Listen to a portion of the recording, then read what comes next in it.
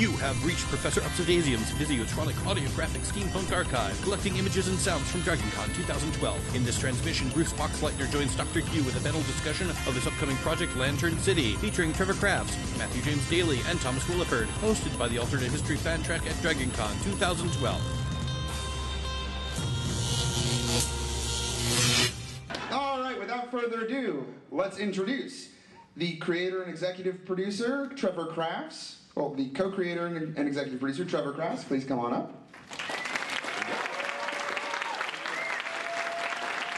Matthew Daly, the head writer. Thomas Willeford, one of Lantern City's creative collaborators. And an exhibitor here at DragonCon, I may add. And I suppose you're waiting for somebody else, right? Nope, we're waiting. I know. Please welcome the other co-creator and executive producer. You all know him, Bruce Boxleitner.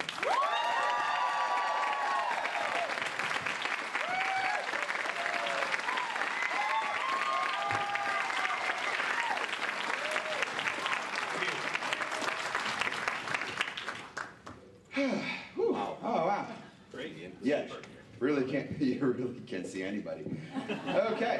So, I'm going to start off with a really simple question that I'm sure is on everybody's minds. What is Lantern City? Well, Lantern City, I will. Lantern City is a brand new, fully steampunk television drama. It's a 1-hour drama, and it's a show that really...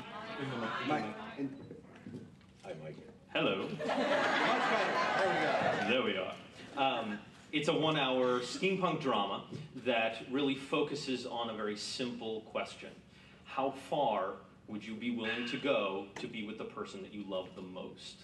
So it's really, even though we've set this world of Lantern City as a steampunk environment, it's really about love, it's about survival, and it's about really pushing yourself to find out how far you can go, what you're capable of when you're put into an absolutely fantastic situation. So the show is a very wide arc, much like a Babylon 5 or a Game of Thrones. We really have... Does anybody like Babylon 5?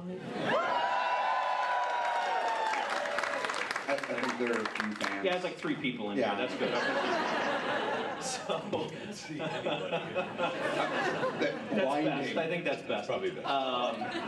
So anyway, so that's the show. We're working on everything right now. It's all in development, as you guys know. So it's the beginning of a very exciting journey. Excellent. So, Trevor, how did the idea for Lantern City come about? It's actually an idea that I had a number of years ago. Again, thinking about, if you loved somebody so much that you were willing to throw away everything that you thought was real, everything that you knew was true, not just how far you're going to go distance-wise, like, getting on a plane, but really just being willing to throw away absolutely everything that you know to be reality in order to see this person for one more minute. And that was kind of the core of the idea of the story.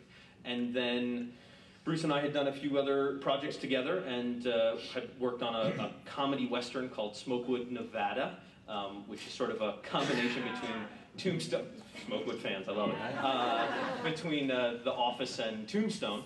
And it's good. Oh, it's funny.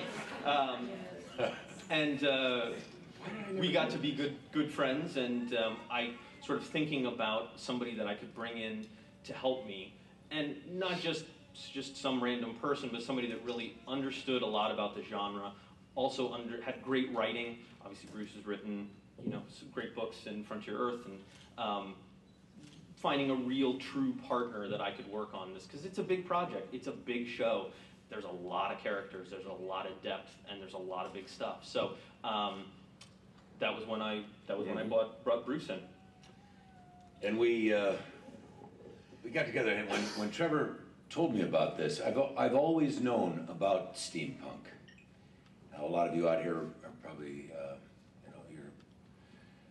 you've been into it for a very long time. I just know what I like, what I saw, and it always fascinated me. I've always been interested in alternate history. I've read many, many authors over the years, even during when Mira and I. Mira, where are you, darling? Right there. Okay. When we were doing Babylon 5, I was always reading, Harry Turtledove, whomever, the alternate history, and we actually had some of that in our saga of Babylon 5. But my experience with Babylon 5, I immediately thought of that. Yeah. And I think Trevor kind of keyed into that too. And I thought, I was saying in previous panels that Babylon 5 I don't believe could be done today. But I think this one could. And this is my very reason. You're all familiar with steampunk. You know it. But walk out onto the general street, maybe not here in Atlanta this weekend. But anywhere. I walked up to Mira. Mira, I'm picking on you, darling. But I said, do you know what steampunk is? And she looked at me going, what? And that's it. I said, beautiful. That's exactly what I want. In Hollywood, we have taken you everywhere. In television and films, you've been on planets, you've been in, under the sea, wherever. I don't think, if my memory serves me right, that Hollywood has taken you to an actual steampunk universe, a world. Not a good one. Not a good one, no. I'm not talking about the Wild Wild West, the movie. Actually, the original Wild Wild West was one of the best steampunk. If not the first one, where I was really kind of aware, where it kind of, I didn't know that word, it wasn't there yet, but I love the whole idea of it. And so I think this is where we're at. I want to take you, the general audience, mainstream audience television, to a world of steampunk. Full on, straightforward. A darker one, perhaps. I know there's a lot of sort of humor in steampunk as well. That will not be Lantern City, okay? There's no jokes here. Picture Boardwalk Empire in a steampunk world. I think that got a reaction. I think there's some Matt, appeal will you there. write that down, please? Thank you. And then write down, ooh. Yeah, take notes that of too. Wiz later. But that's in my mind's eye. So we sat together at my house, and Trevor had this out, and we talked, and we just, what did we do? We It just was a grueling hammered through 9.5 hours of development. Of development, and I got very, very excited. I mean, I have a model of the Nautilus from Disney's 1954, I believe, release of 20,000 Leagues Under the Sea. I've always been a fan of Jules Verne, H.G. Wells, Victorian futurism, And this was an opportunity to bring something to the mainstream audience, which is what my job is in television anyway, where they had take them to a place where they've never been. And then we had to find the man who had the words. And I want to introduce this young man here, Matthew Daly, and all those 9 hours that we pounded out these characters. Yeah. This man, and I have to say I've worked under a lot of great writers, one with sort of 3 initials. It's phenomenal, and I think I've found the next one. And his name is Matthew Daly, and he fleshed these characters out just the way I saw it. Yeah. I mean, wow. And I had not even met him yet. So, Thomas, can you slide the microphone over to Matt? well, I'll give it to him because I'm done talking. Thank you. Okay. Wow. Matthew, what can you tell us about the story that you were in your 9-hour session for and what we can expect? Well, interestingly enough, it started out as a comedy, but I'm incapable of humor. So I said we had to go dark, and they were fine with that. It was very interesting because I got about a 10-page, single-spaced Microsoft Word outline of what they wanted. And as a writer for hire, my job is to give them what they want. And I conversed with both of them with my own ideas, and they loved it. And I just really was influenced by some of the great, more recent, contemporary, character-driven, big world dramas, like A Boardwalk Empire, Game of Thrones, The Wire. That's not me. That's Mira, I think. Mira. Made this big announcement. The one person. Yeah. And so, besides that, though, I really love science fiction that creates a place, whether that be a city or a world, that seems so realistic, like a Metropolis, like a Blade Runner, like a Dark City. So this was a great opportunity to do both like things. Babylon 5. And like a Babylon 5. Babylon 5. Ever plugging, it's amazing. DVD royalties. And so this was a fantastic opportunity to really blend two things that I love. And the story is universal, and so far, I mean, what we've written is really great stuff. I'm not just saying that because I wrote it, because it was really their ideas, but it's really, really been a tremendous experience so far. And I know it's going to be great when you guys get to finally see it. Also, I just want to jump in real quick that, you know, when you have a writer that you're working with, there's a certain synergy that happens and just sort of a clicking that works. And certainly that's true with Matt. I mean, the characters that he's developed, he took this, you know, as you said, long outline that we gave, but just really flushed the characters out and also built so many more characters. And that's really a credit to Matt in terms of being able to take an idea and then run with it, because now it's not just our idea, it's, you know, in terms of Bruce and I, it's all of our ideas, because Matt's really put, you know, there's like 40 different characters that have already have all their own backstories and all their own, you know, hopes, wishes, and dreams through the storyline that get completely folded and unfolded as the story continues. So that's, you know, that's the exciting part, I think, also for us, is as we continue to develop it, we can continue to bring everybody in on all the new characters and new things that we're doing. Yeah, now to actually, again, ask you the question. So I assume Lantern City is an actual city in a world, right? Is it, Yes. This one's for me? This is for you? Yeah, that's We can all answer that one. Okay. Share, Mike. Yes. Okay. So with this expanding cast, can you give us a hint of some of the cast members you would see in the story? Well, I don't want to give too much away, but we have our 4 primary characters, and a lot of the interesting things with this world is that it's really divided into 3 levels. We have the ruling empire in this parallel world called the Grey Empire, and there are people. It's a small percentage of the population, but they rule over the sort of the millions of people that live there. And there's the biggest class is the working class people who do the farming, who work in the factories. And then there's an underground movement that's been building, and that is a very sinister world. There's good people that get caught up in that, but you know, I had to create everything. I mean, who is policing these people, who cooks for these people, and all that stuff. So it was really a fun time. And there's 40 characters now, but there will be hundreds eventually. A city full. Yeah, because it's a city. It's the last remaining city in this parallel world. So you're taking 4 other cities, you know, populous, and you're bringing them into one place, and it's a cheesy thing to say, but it's a melting pot. And people get caught. You know, people don't get caught up in the upper class necessarily. There's very little to no upward mobility, but you can get caught up in the underground, or you can get sort of stuck in the middle class. But we've got characters moving throughout all 3 of those places, and there's some interaction, and it's, you know, pretty exciting. And I think also, and Thomas can speak to this, you know, as well, is that I think from a design perspective, it's interesting because we're seeing a lot of different kinds of steampunk, you know, social strata. So you've got a very elite look with the upper class. You have sort of a, you know, a more, you know, shabby look with the workers, and then really almost more like on the airship pirate side of, you know, design for the, you know, for this underground movement. So there's a lot of different looks and things. But also that the Grey Empire is confounded by the Grey family. Remember that? Oh, I don't need a microphone. The Grey family? I mean, the Grey family, yeah. You might want to elaborate a little more on that, but Killian Gray, who's a very enigmatic character. Take it away, Matthew.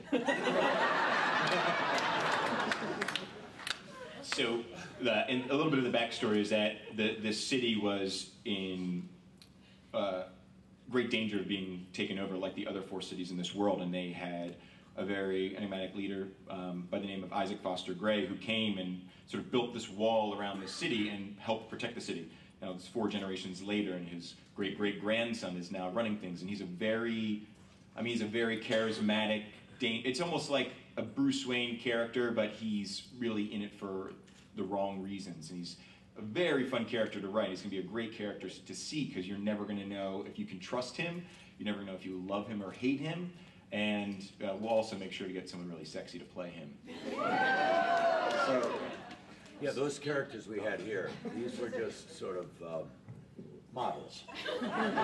so No, I mean, it's true. I mean, all the characters are represented in the trailer, and Killian, the last one, I mean, his line, "I'll watch them kill themselves to get what was never theirs to have," really sums up the sort of sinister nature of his character. Yeah.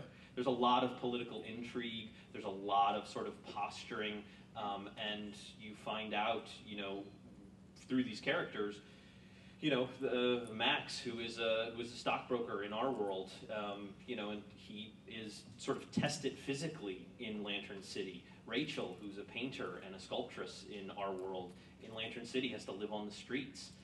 Ellington is a cop. He's the lead detective in our world, and he has to go back to his criminal roots to you know, to survive in Lantern City. And Killian's probably the most two-faced of all of them. He's this, like Matt said, incredibly charismatic character, but he's pretty much as evil as they come. So that, you know, again, on the, you know, designing these characters, writing these characters, it's all, you know, it's all great stuff.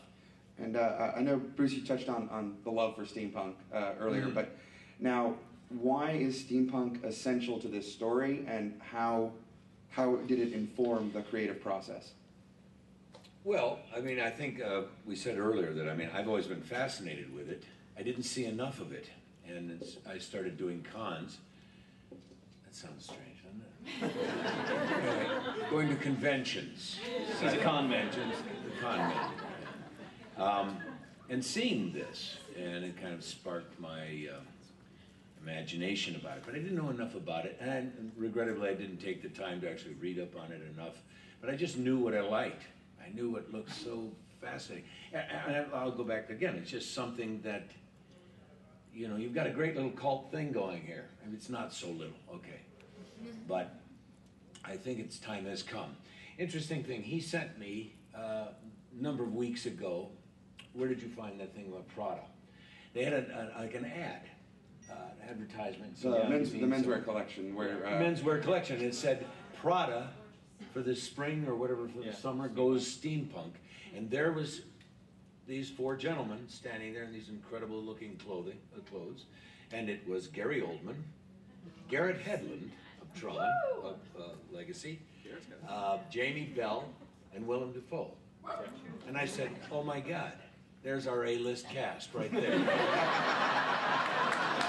They even have their own wardrobe. So, you know what I'm saying? And I went, boom, my imagination just went, and you sent it to me. We both just went blowing up there. And that's why steampunk. Steampunk, it's just so interesting, so varied. I'm going to let Tom talk about this in a minute. And also we have this community out here, you all, that makes your stuff. Look at the unending amount of imagination that can be brought to this.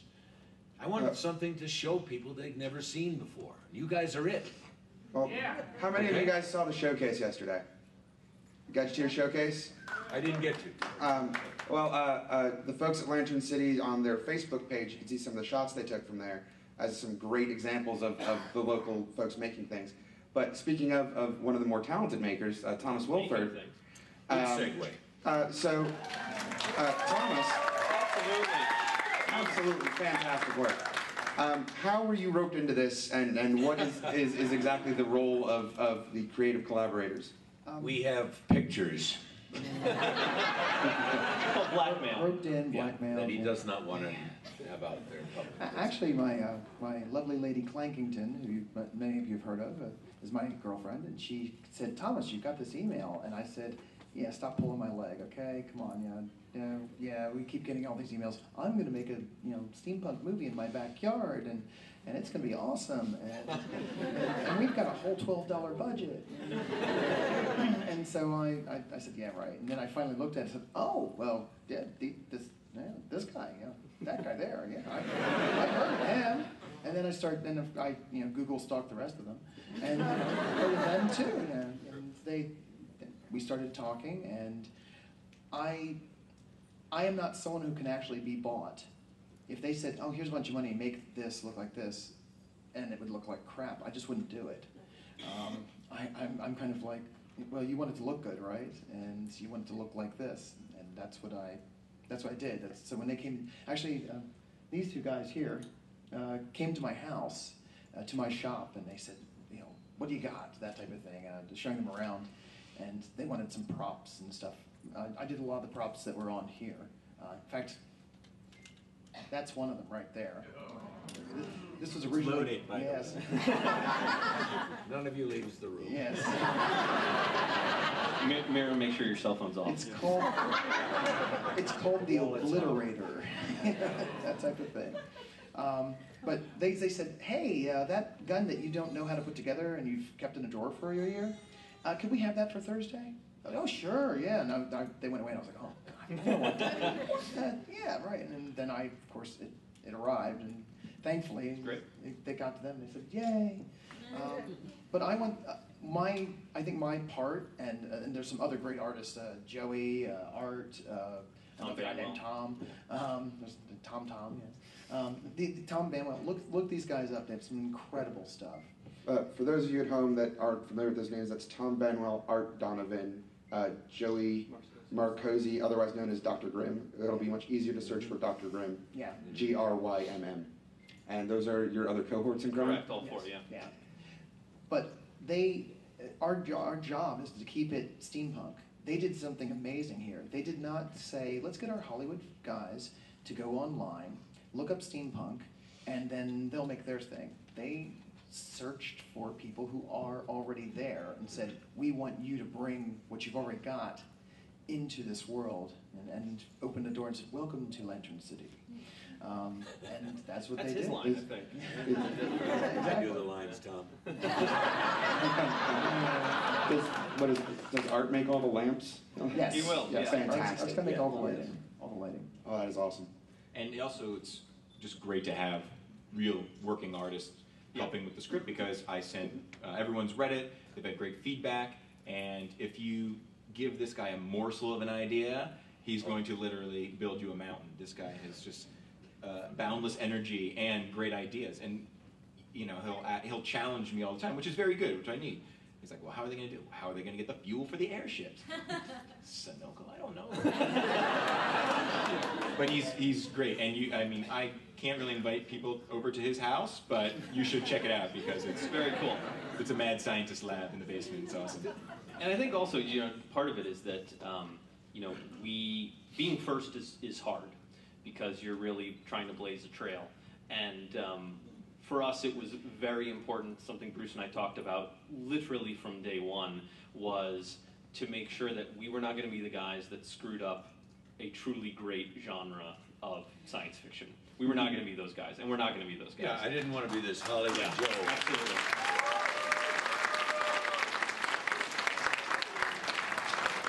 Well, we didn't want to be these, you know, couple of Hollywood yahoos walking into your world going, hey, we're going to reinvent it all for you and make you popular. Right. Yeah, good point. You know what I'm saying? I mean, We're already the Euro trash of nerddom on our own. We're good. and that's what we love about you. I was We're convinced. prettier than the rest of you. It's fine. I was convinced when I saw Bruce clutching this poster from 20,000 Leagues Under the Sea as if death itself were coming for him. He's like, no, I found it. It's mine. I was like, okay, he's legit. This was all at San Diego Comic-Con. Yeah. Which, you know, is So such we a launched, huge, we launched it at first, got great reaction. But we do want to emphasize, though, that the maker community we want to encourage. We are asking, please come with your designs and Bruce, are you reading off ideas. of my questions before I'm asking them? 'Cause I was about to get into that. Sorry. Well, that's exactly what Thomas was talking about earlier about activated community, and you're already getting onto it. The big question that I know a lot of folks are going to ask is how are the community going to be involved? What's the process going to be like, and how are you going to let them into the creative process? The nice thing is we've already started. If you go to lanterncitytv.com, you can sign up on our Workers Unite forum, and there's a lot of people that have already started to post. I saw some people just last night at the Gadgeteer Showcase that had already posted a lot of work, and I know that it can also, like I was saying about being first, it's a new idea. You know, one of the things that's so great about steampunk, and I was saying to Bruce and Matt before, I don't think you can do this with any other genre of science fiction, because no other genre of science fiction has the talent and the imagination of the people that are here in this room right now. Because you can't find another group of people that can put together the truly fantastic props and design work that steampunk's been doing for a very long time. And having your help in bringing things into production, once we start production, which is hopefully going to be very soon, we will, you know, we're everybody that submitted work online, we're going to pull the best of the best, and we're going to actually feature those on the show. So everybody that's here has the opportunity to actually have their work showcased in a specific scene of an episode of Lantern City. And the nice thing is, it's going to be a long series, and we need a lot of help from everybody that's out there to put everything in there. Yeah, 5 years. We're going for 5. No, I did that. No, hold it right there. I'm going to use the I community. did that one already. 5-season arc. Nope, we'll go for as long as they want us. I've already been quoting Community 6 seasons in a movie. I'm just saying. All right. Okay, we can do that too. I got to break that 5. All right, speaking of the community, now it's time for all of you. Again, reminding you all, we got 2 folks on either side. Please raise your hands if you have questions, and someone will be coming to you. And we're going to start off with that side over there. Paige, please pick the first victim. Hello, my name is Bree, and first of all, absolutely amazing. I'm so excited I actually got into here. We're glad to have you. Yeah, but we were wondering, we are with the Extraordinary Contraptions, a local Atlanta steampunk band. We were wondering if you've given any thought to music, and if not, we have some CDs, if just by chance. I know that band, and you're not in it. But you're working the table, and you are They're overplaying, so they should have minions. you are their best minion ever. Way to shamelessly plug. Fantastic. I admire that pluck. And yeah, that's the important part, is that it's not just, we want this to be an open community forum so that everybody who has an idea can come. You know, we don't want this to be totally blocked out. And this is obviously, honestly, this is going to scare some studio executives that, and I really don't care, that we are opening this up to a huge group of people, and we want people to submit. So having the, yeah, absolutely, we'd love to take free stuff. All right, folks, keep your hands up. We're gonna start on the other side. John, do you have somebody? I really can't see a thing. Yes, I but question. You said that there is, other side, over here. Okay. You said that there is really no Hollywood steampunk going on right now. But I'm curious, did y'all pull any inspiration from like animes, you know, Trigun, Metropolis, anything like that? Or did y'all just go for it? No. Have y'all seen any? Yeah, absolutely. I've seen them all. Yeah, I mean, we've seen, you know, Steam Boy, which was, you know, a number of years ago, and I mean, there's a lot of, you know, I think anime's probably done it more correctly than a lot of other normal mainstream genres, but to Matt's point, no. All right, over here. Okay, I have a question. I see only a huge plume. Hi, Alita. Hello. I've been on the forums, but at least when I was initially on there, it seemed to talk a lot about props. But what about those of us who, for instance, enjoy designing costuming? Oh, no, we want it all. I mean, there's a huge cosplay section there that I think people have done a lot of. I know that RJ had some of his work on there as well. So I mean, there's people that have full, you know, full costumes on there. Absolutely, right. Costumes, all of it. Absolutely, it's going to Absolutely. be incredibly important, these costumes. Yeah. The part of it is that, like props, I know there was talk about using the actual props that someone made. When it comes to costuming, if something is kind of custom made for a particular figure, you can't really put that onto other people. I mean, designs, yes, but the actual functional pieces. Well, I mean, I think that please, I really encourage you to post as well, because you know, the nice thing is once we do go into production, we'll have a full creative staff of builders and makers that are also working with us. So absolutely, please do. All right. And a costume that's actually made that shows that it can be made. Someone just shows us a drawing, it's held on by an overactive imagination. We can see that it fits you, then we go, oh, wait a minute. And that's how that information will be transferred to here. Hi, my question is about design. The aesthetic looks great and beautiful, very genuine. I was wondering also, though, that there's a deeper element underneath just look, but also function. You know, everybody loves goggles, but do they actually serve a purpose for certain situations? What work, if any, I hope you've done some, on kind of the tech and the function of the artistic parts of it? That's totally a Tom answer. And I know the answer, but I'll let him answer. Yeah, actually, Matthew and I have also been talking about that the technology is its own character in here, and we can't give away what that technology is going to be yet. But it will not be magic crystals or anything like that. It will make sense. I'm an ex-physicist. If it doesn't make sense, my head will explode. It's not going to happen. I see a whole lot of hands raised on that side. Paige, can you get the next two, and then... I'm wondering if, what do you think if Victorian had the technology back then in Victorian times, what technology would be like nowadays? Wait, let me just make sure I understand your question. So if they would have had this technology that the steampunk world was created back in Victorian times, what would our technology be like now? I think the best answer would be a time-traveling DeLorean.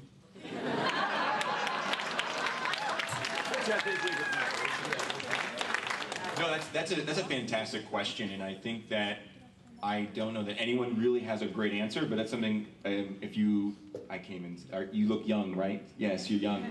I'm going to. Goggles. He's got goggles too, which is good. I'm going to encourage you to really explore that on your own too. Get out there and write, whether that be a book or a screenplay or something. But that's a fantastic question. It is. But I still hope it's a time-traveling DeLorean. I want it. I broke it. Thank you. Sit down. Goodbye. Fantastic. Fantastic hat, by the way. I like that. We made it. Way to go. Very good. Oh, good work. Ideally, do you have an idea of where you'd want to shoot? I know where Bruce wants to shoot. Yeah. Tahiti, but which makes perfect sense. No, there's so many great options, and we're still pretty open. I mean, most likely on the West Coast, but Bruce keeps dropping New Zealand and London. All and vacation stuff. spots that He wants to pad his frequent flyer miles. Yeah. Weta, Peter Jackson's company down there. Detroit might be an option. Never can tell. Maybe. You know, that's going to depend, folks. We're not at a place where we can make that decision. All right, I have the microphone. We're not at that place yet. We'll be glad anybody has an offer if they want to shoot it in your backyard in Studio City. Never can tell. Okay, you never know. I think what we're doing is we're probably. I'm open to any place. Vancouver's a great spot to shoot. Certainly LA.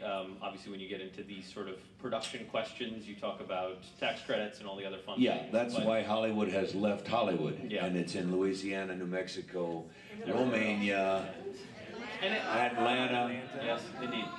So. That's right. That's right. That option won't be up to us. It'll be up to whomever we sign on with, and whoever is interested in us, and where do they, that's going to be big decisions there. Yep. John, next question? That was actually going to be part of my question. You mentioned that you hope to go into production soon. I'm wondering, is this still at the pitch stage? Is there a network you're hoping or looking at? We have a couple people that are interested. I can't really talk about it now because we're sort of in the process. So, but yeah, soon this is going to start rolling. We're really excited. Okay. Paige, your side?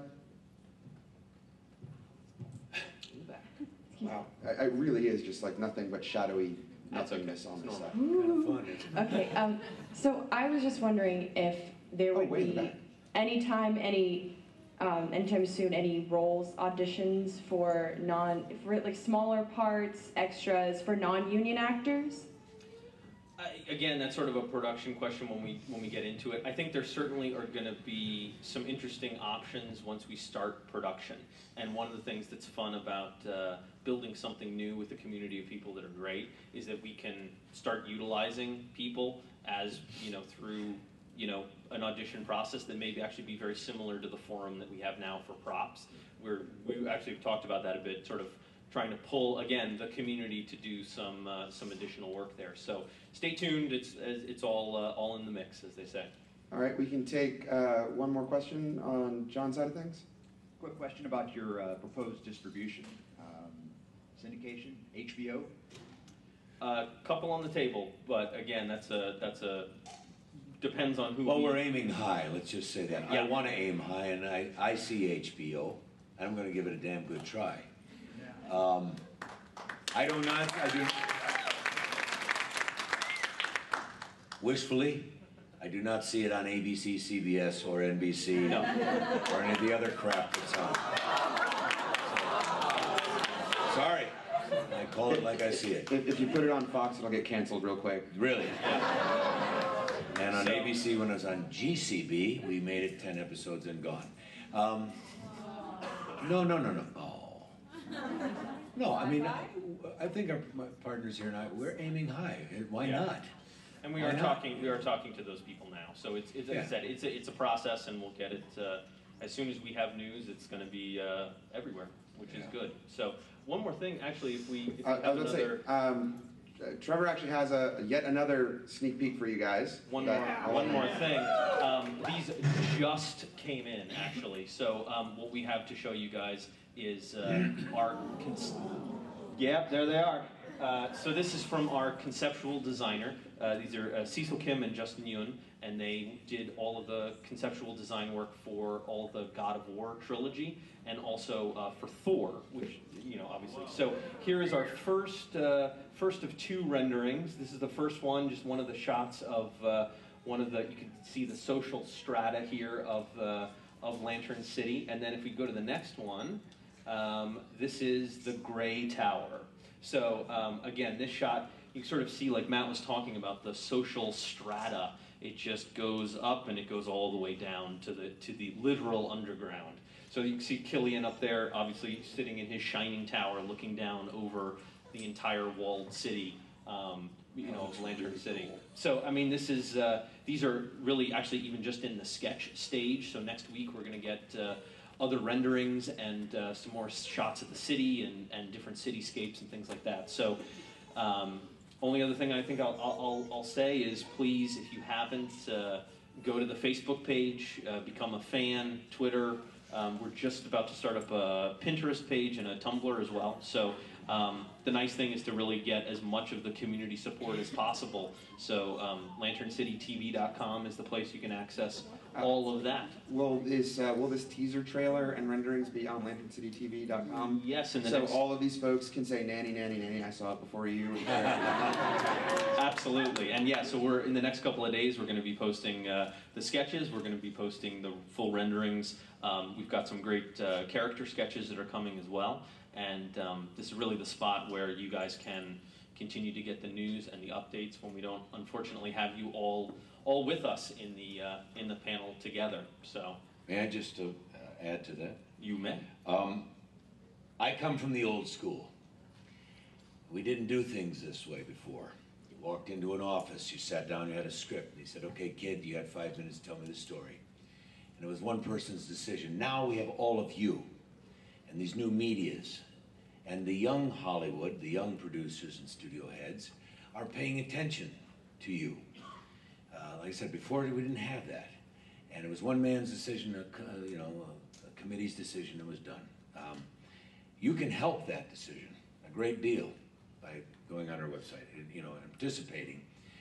They listen, they look, they go to Twitter to see how popular you are, how many followers, how many likes on Facebook. How many likes on Facebook? Precisely. It's still new to me, but I see it. I see the power of it, and you have it, and so. Yeah, and I think just to close, this is our show. You know, it's our show.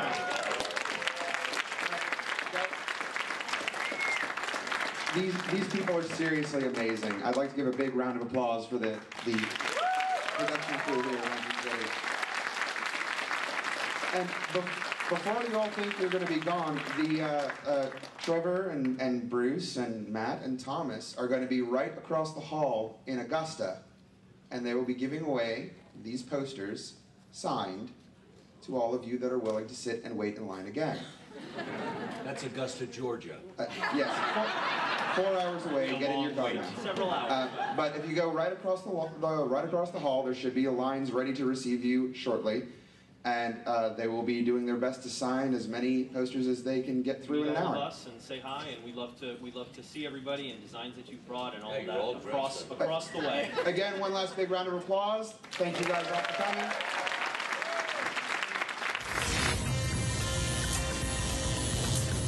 You have been watching Professor Upsidasium's Physiotronic Audiographic Steampunk Archive, capturing images and sounds from DragonCon 2012. Special thanks to Dr. Q and the staff of the Alternate History fan track at DragonCon. For more information, go to dragoncon.org. For more information about Lantern City, go to lanterncitytv.com. Theme music for the archive, The Physiotronic Blues, composed and performed by Alex White. Animation graphics provided by John Adams at Blithwolf Studios. Stay tuned as the experiment continues.